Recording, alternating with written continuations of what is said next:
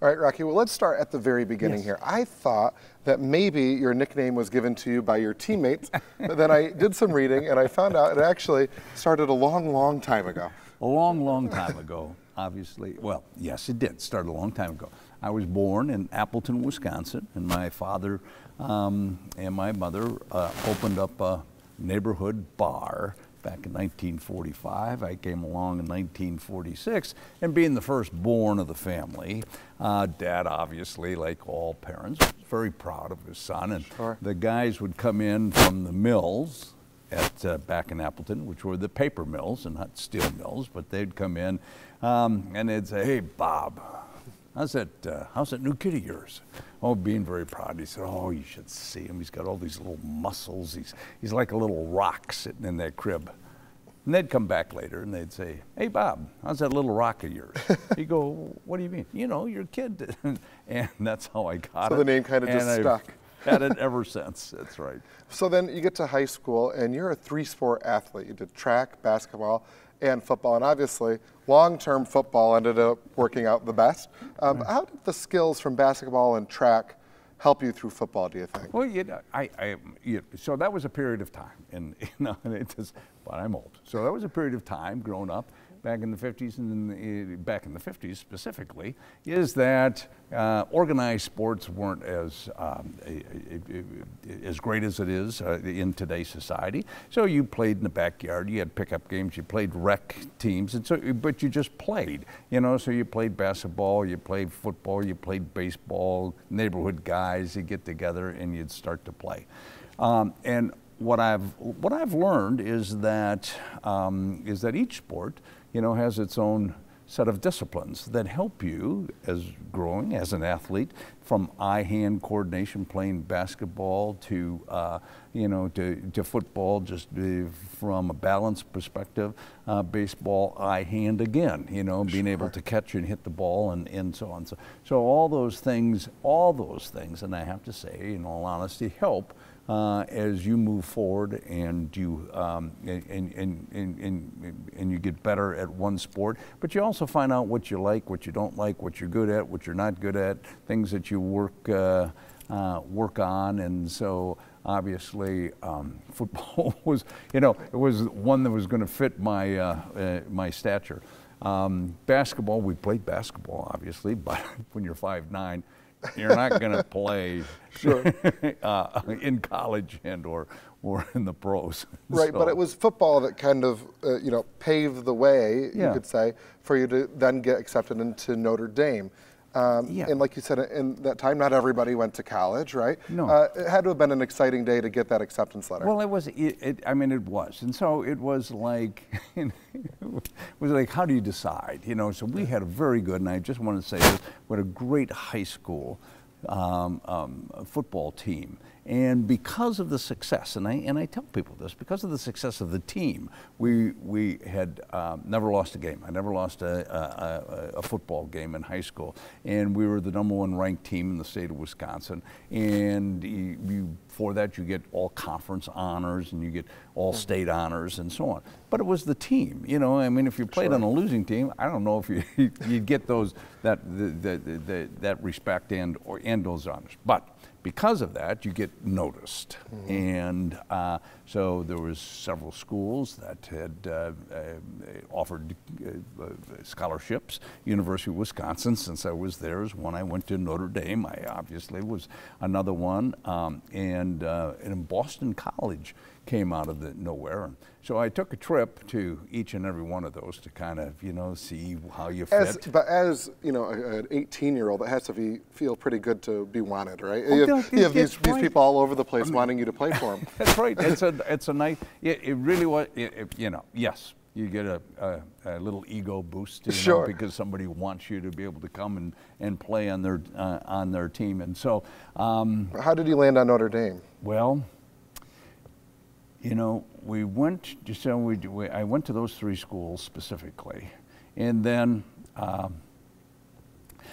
being born and raised Roman Catholic, 12 years of Catholic education, which turned into 16. But anyway, you do what all good Catholic boys are taught to do at that time, and that is to go to church and pray for guidance and direction, and you make the right choice, and in which I did.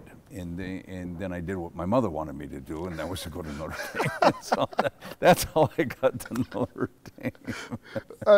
I mean, you obviously had a great time at Notre Dame, lots of success at Notre Dame. What was one of your favorite memories of that? You know, it just, it's like I look at the time, and Notre Dame had changed, and Ara Parsegian, the legendary coach now, had just came in. It was his first year.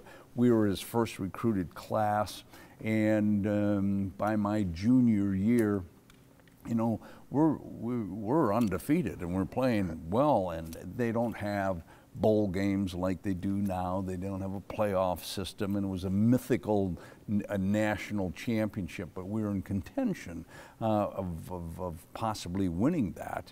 And probably the biggest game that we played was that year against Michigan State, who was also undefeated.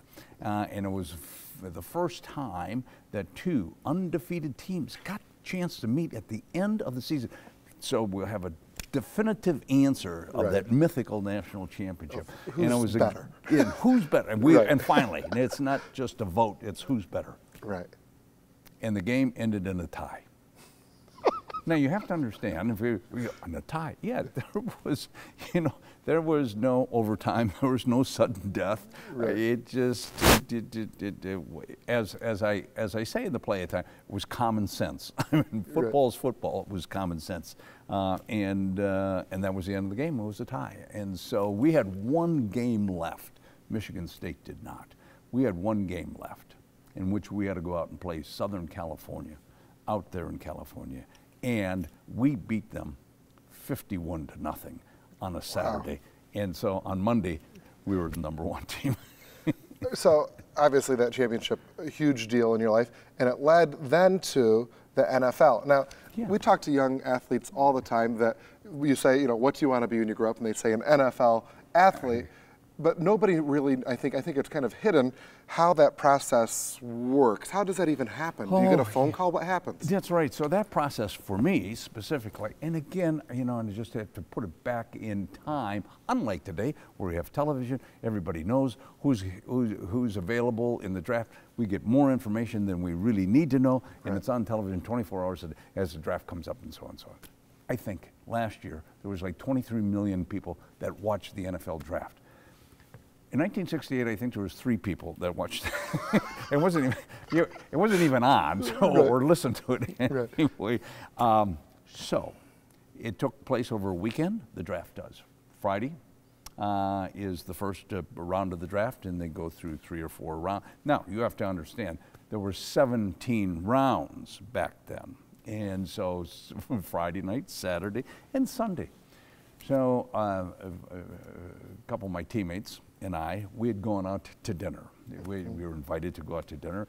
We had a shirt and tie on, and so we went out to dinner, and afterwards we'd stopped over at some friend's house, and we're sitting like this, and we're just talking, man, what's happening at school, where we're gonna go, you know, what's gonna go.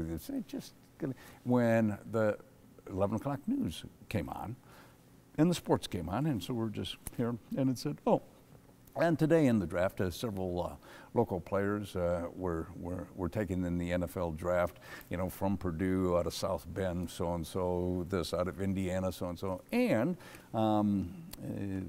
Notre Dame's captain, Bob Rocky Bleier, was drafted number 16th by the Pittsburgh Steelers. So they didn't even call you? No. So there's a lull in our conversation, and my friends go, hey, congratulations. Anyway, so what do you think about that professor? That was the extent. That was the extent of it. So yeah, nobody called, no anticipation. It wasn't a big deal. It wasn't a big deal. So that was it. Oh my gosh. Well, you know, just 1 year into the NFL, and had to have been an exciting year just to be there. Yes. And then you get drafted to the Vietnam War. What was the feeling like at that moment? You had worked kind of your whole life at that point to play football, but now you have both an opportunity and an obligation to serve your country. Yeah, so a lot was going on back in the 60s during that period of time.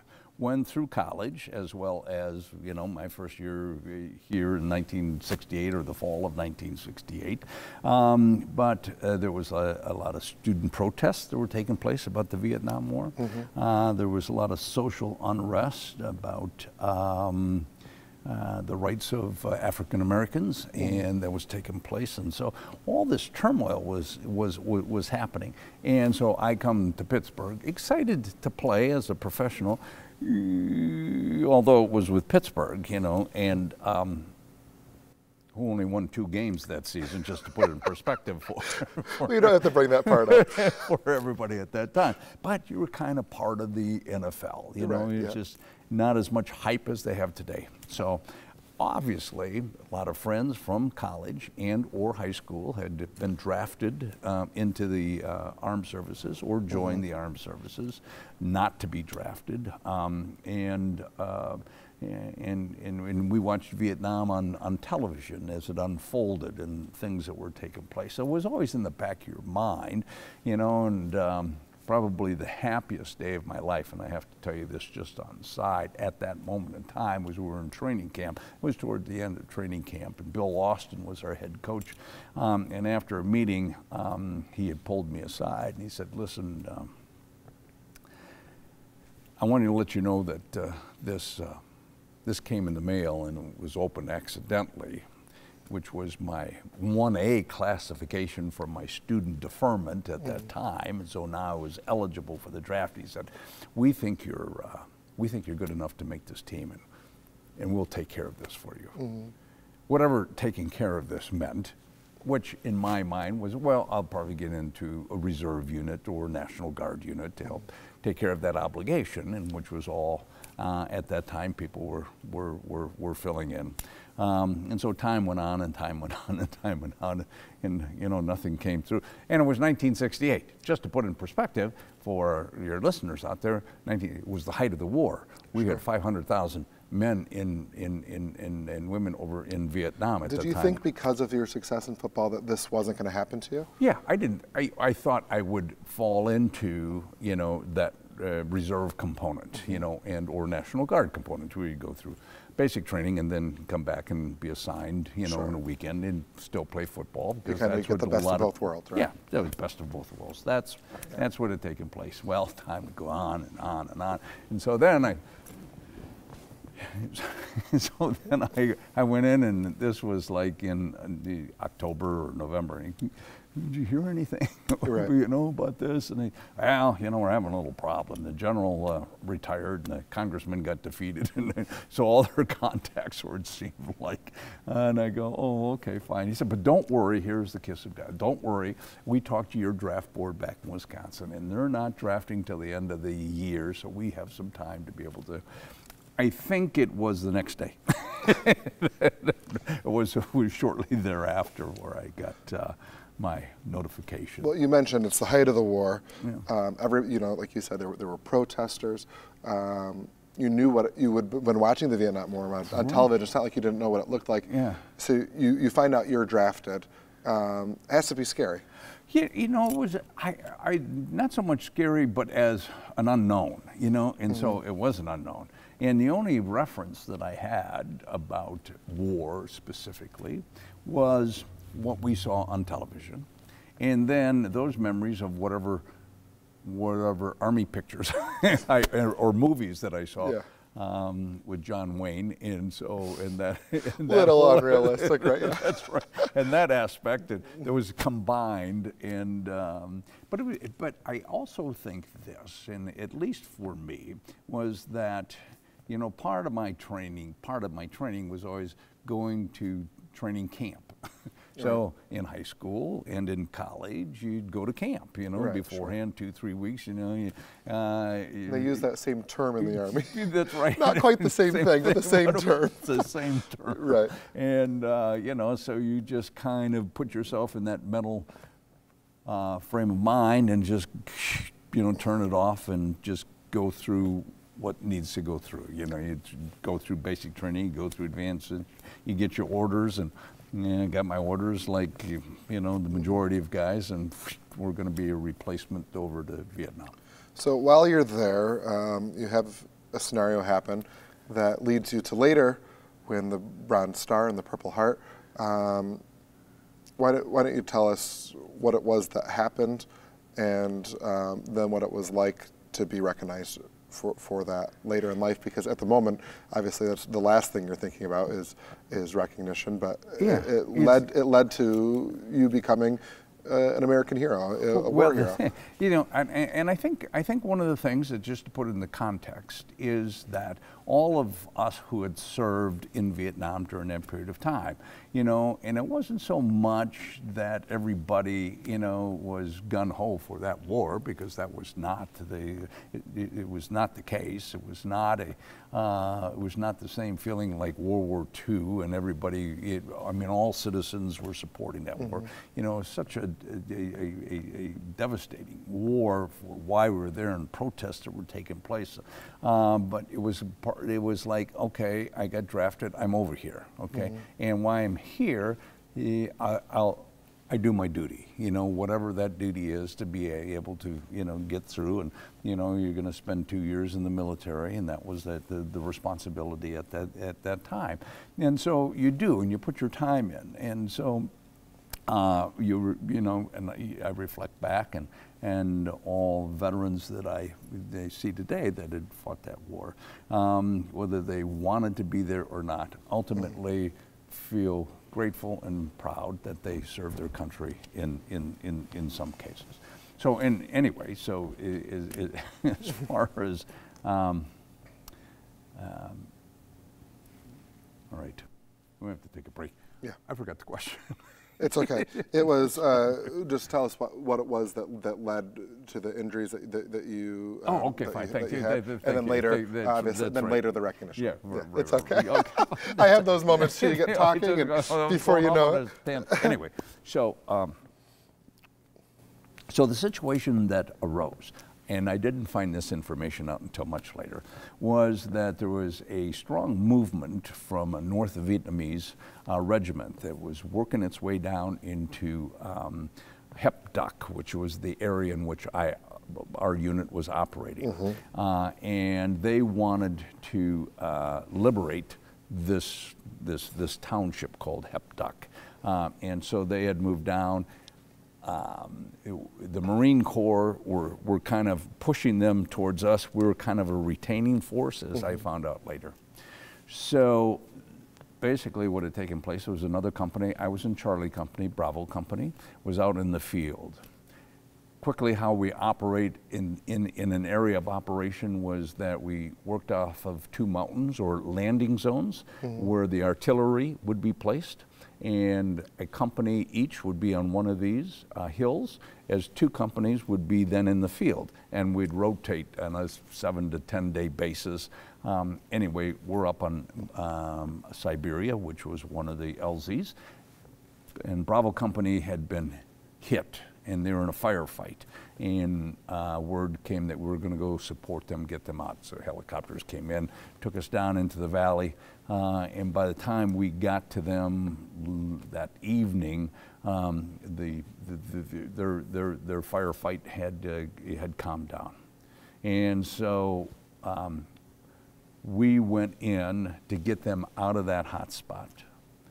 In so doing, we pulled front and rear security, got them out late at night, moving back to a secured area. And we ran into a machine gun nest in a quick firefight that we had. The word was to leave the bodies that we were carrying out, and we'll come back and pick them up a couple days later. So that was our mission. I'd come back and retrieve those bodies, so the helicopters come in and extract them. And that was part of the group that I was with. And so we had just taken a break about 8 o'clock in the morning, trying to find our location. We found it. We have to walk out onto an open rice paddy. As we're crossing this open rice paddy, the word was obviously keep 5 yards distance between one another, keep your eyes, ears open, the enemy, they're around. And our point man saw movement across the berm. And as an excitement, would holler gook gook. Shots broke the stillness, as I recall. And then all of a sudden, they started to run, and he started to chase and pulling everybody out in the middle of that rice paddy. When a machine gun started to level that area, boy, bodies were diving left and right into the rice paddy, trying to find out where that machine gun nest was, what was taking place. My responsibility, I carried the M79 grenade launcher. Basically, it was like a one-shot shotgun deal. Right. Where you break it, put a grenade in, and then shoot it off your hip. I saw the machine gun where it was. My responsibility to get some firepower over there. So I breached my grenade as I was in the rice paddy, trying to get a shot off when I got hit the first time. Discharged my round. I thought, oh, we better get out of that and get some protection. And we got enough firepower, I did, on that position. 4 guys were pinned down in front of me, and they got out of there. And then the medic and I crawled back to our commanding officer. We're out of that little wooded area where we'd set up. Rest of the platoon kind of came back in finally after about 20 minutes or so, and we set up a defensive position. We didn't know what we ran into. They probed our perimeter and got close enough to throw a hand grenade in through the air, and I can remember seeing it twirling end over end and hit my commanding officer, who was lying prone looking out over the rice paddy, right in the middle of the back. Now, it didn't go off, but it bounced off of him and rolled towards where I was, and I jumped to get out of the way, and it blew up. At that time, blew up through my right foot, knee, and thigh. And again, we're in another firefight until the platoon fought its way down and dragged us out of there, and we finally got to a secured area. But that's what took place at that moment. Incredible. I mean, that's sorry. That's it's just it's hard. I mean, you describe it so vividly, and to picture that moment. Yeah. The next thing doesn't even sound dramatic or anything at all. But you get back. Luckily, you're alive. Right. Yeah. Yeah. You know, you have to count that blessing, and you're in the hospital bed, and they tell you you're never going to play football again. Well, and to say you played football again is an understatement. You came back with a bang. Right. You know, so yeah, so the question that we all have at times, especially when the injuries or when you're sick or whenever you're overcoming, you know, something, you want to know, okay, can I do what I wanted to do? What I wanted to do was to get back and play. That had been my focal point all during that period of time when I was in the service, that someday I'll be able to get back. So anyway, I'm in the hospital, and you know, those thoughts are going through your mind, so I finally get enough courage to ask my doctor, what did he think? Given my wounds, do you think I can come back and play this game? Now, you know, so being the logical, rational doctor that he was, and looking at it, you know, and not to get your hopes up too high, and just said, hey, you know, you'll have a normal life. Don't worry about it. You'll be able to walk and do those things, but just don't expect kind to of get back. Count your blessings. Yeah, sort count of your blessing. Don't expect to get back in the gridiron. You know, you probably won't have the strength or the flexibility to come back and play this game. But it was an interesting thing because it was like, you know, he was the authority, and all of a sudden, he didn't give me any sense of hope, and he just sucked that little hope right out. Right. And you go, oh, okay. Now, part of this story as well, out of the blue, 2 days later, I get a postcard in the mail. Simple post. It's got 2 lines on it. It said, Rock, team's not doing well. We need you. Art Rooney. Well, there's your hope. There's my hope. It's not that they needed me, but somebody took the time just to care, you know. And obviously, as the story unfolds, being the family that they were at that time and still are, I mean, they gave me an opportunity. They allowed me to come back. And I maybe came back too soon. I had shrapnel still in my foot. They put me on injured reserve that year. I came back and had another operation. I came back the following year, and I made the taxi squad, or now what they call the developmental squad. But they bought me 2 years. I mean, 2 years of an opportunity, 2 years to heal, 2 years to get strong. Well, then you got to do something with that. And, you know, so I came back and made the team, and this was in 1972. So I was leading ground gainer. during the exhibition season. Now, what people have to understand, we had 6 exhibition games, and ultimately is that the reason that, and I just tell that off on the side, the reason that I was the leading ground gainer wasn't because I was bigger, better, faster. I just played more than anybody else. They were trying to make a decision. I carried the ball more than else. They're trying to cut me. And so given those 2 simple statistics, I better be the leading ground gainer. So 1972 comes, I make the team playing special teams. I never carried the ball. Why? Because we have the sensational rookie by the name of Franco Harris, who comes in from Penn State and sets a rushing record for the Steelers in that year. And we get to the playoffs for the first time in 40 years. That they've been in existence, and we have one magical play that changes the course and direction called the Immaculate Reception, and we use that and we move on. But just to be able to be a part of it, and probably the whole story here is just having somebody that would give you an opportunity, doing something with that opportunity. I can only do what I can do.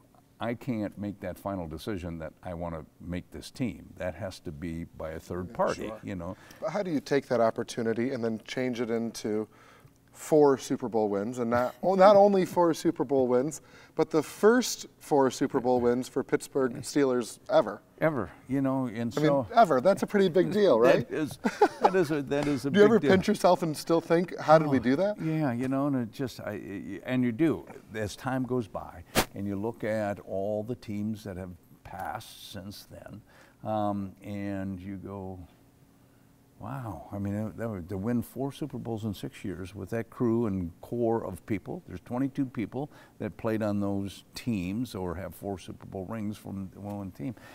Today that probably would not have happened and will not happen again in that condensed period of time. But just to be able to be a part of that.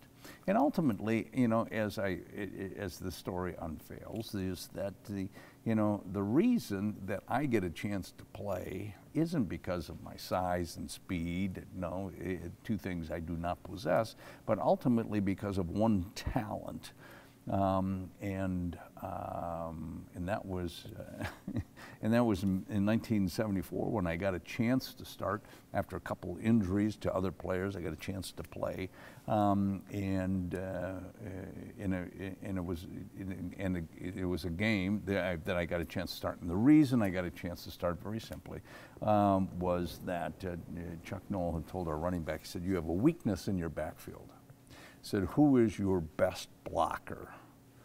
And he said, "Well, Bleier." He said, "Well, then start him." So, and I tell people, he said, one talent, really, in all honesty, one talent.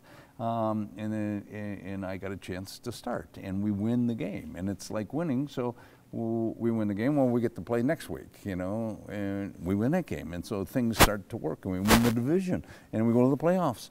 And we win the playoffs, and we go to the Super Bowl, and you win the Super Bowl, and then you do it again, and we do it again and again, and we play 6 more years together in that backfield just to be a part of that. And I think the other thing too is that how you fit yourself into a team, because it's really the success of the team that gives you the recognition for your contribution to that success. So we got those 9 Hall of Famers, right. just to be able to say I carried their water, or I made sure that they were comfortable. Wow, part of that. But anyway, so all these years later, you're known as a football star, an American war hero. How do you find the theater? That's right. I mean, it's kind of a funny combination. It really is, and to some degree. Now, part of my career, or part of what I did afterwards, was, I would do, I would be a speaker. Would become a speaker. Okay, right. So not because I wanted to become a speaker. That was not my goal at all. It was one of those opportunities that that persist, and we're winning. Okay, so. And I'll tell you, this very quick story was like this. Sister Mary Louise from St. Therese Catholic Grade School called Mr. There's always a good story when it starts with Sister Mary Louise. I have to say, of all the stories I've heard, there's probably 6 or 7 of them that have started with that exact sentence. That's right. Called Mr. Rooney and said, listen, we have our sports banquet. Do you think that Mr. Bradshaw would come and speak. And Mr. Rooney would say, well, sister, I know that he does that. I will ask him, but, you know, I also think that he charges like $500 to do so. Pregnant pause, and she goes, oh. Well, do you think maybe that nice Mr. Joe Green might come and speak? And he said, well, I know he does that. I can ask him as well, but I think he also charges like $500. Another pregnant pause. Oh. Do you have anybody for nothing? He said, yeah, we can send you Bleier. so it was one of those things. You know, so you go, oh, okay, fine. We go, all right, free meal's a free meal when you're, you know, right. The 16th round draft choice. Okay, fine. And so I wrote a speech. I get there, unfold my speech, and read it. Ladies and gentlemen, it is a pleasure to be here. A lot of things have happened to me over the last couple of years, some of them good and some of them bad. Then, like after about 3 or 4 years, I could go, ladies and gentlemen, a lot of things have happened to me over the last couple of years. Some of them good and some of them bad. Then after another 3 or 4 years, I could put them like on 3x5 cards. You know? One step at a time. That's right. But what became important was that we were winning. And because we were winning and because we were champions, we as players became in demand. And because I had a story, as we're talking about now, I got a chance to do a lot. So I think through that whole period of time, I probably did every grade school and junior high in western Pennsylvania and the panhandle of West Virginia and upstate New York through that period of time. But it was a training ground, and it was, you know, it was something that you learn, and I enjoyed doing it and got immediate feedback, and you know, you wanted to become better. So in 2014, there was a book that was being written about the Steelers. Gary Pomerantz was writing the book, and it was like a copy of The Boys of Summer when they talked about the Brooklyn Dodgers back in the 50s, and he thought that the Steelers of the 70s was kind of that counterpart. And so we did interviews and so on, and he let me read the first manuscript. So I'm reading the first manuscript. I'm going, man, all these stories I didn't know about. I mean, stories I didn't know about. And I thought, well, wouldn't it be kind of cool? You know, so you get a thought. The thought is, wouldn't it be kind of cool to tell those stories? I mean, amongst the stories that you already tell and have, you know, and have this tale. Well, like anything else, you need somebody to give you some support. So yeah, I'd ask a friend, what do you think about this? Oh, I think that's perfect, you know, that's all the fuel that you need. Oh, okay. Yeah. So you ask somebody else, and you ask somebody else, and you ask somebody else. And I was thinking, oh, maybe we could do a one-man show or something like this, and because we had the stage experience, you know, put this together. And, oh, yes, I'll help you, and we'll do this. So ultimately, it boiled down to getting a writer. I had a committee, and that didn't work. I had to write. And so Gene Collier, and I talked to Gene Collier because he had written The Chief about Mr. Rooney and his life. And so Gene took on that project. And he said, he said, I'll tell you this, all those stories that you want to do, he said, they've already been told. They're in books, you know, people. What hasn't been told is your story. And I think there's more to that story to be told that needs to be told. I said, yeah, you think so? He said, oh, yeah, that's all. And so we started, and he started to write it. And so he did a marvelous job. And inside this whole production, you know, of the theater, and again, it goes back to whether I was in the military or playing sports. It's all about the success of the team and who supports you within that within that method. So you get a great set designer, you get a great director, and then all the lighting and the sound and the stage management and all those people that came together to put that whole show together, because you're just one piece. I mean, you're the front piece, but you know, it doesn't happen unless all the other pieces So if you had to describe the play for somebody who wanted to come see it, or maybe might not know about it and is looking for something to do, how would, in an elevator speech, how would you describe the play? I think basically the play is a story, okay? It's not about football, and it's not about the Steelers, but it's more about life and our own stories, because we all have a story of how it comes together. And so it's a story of laughter and characters, and it's also a story of tears and emotions that we all feel at one time or another. And so it's kind of put into a capsule this period of my life, told about my life, but really it's one that people identify with because it's all about their lives as well. Right. Well, I think that's it. Okay. Hey, thank you so much. That was fantastic.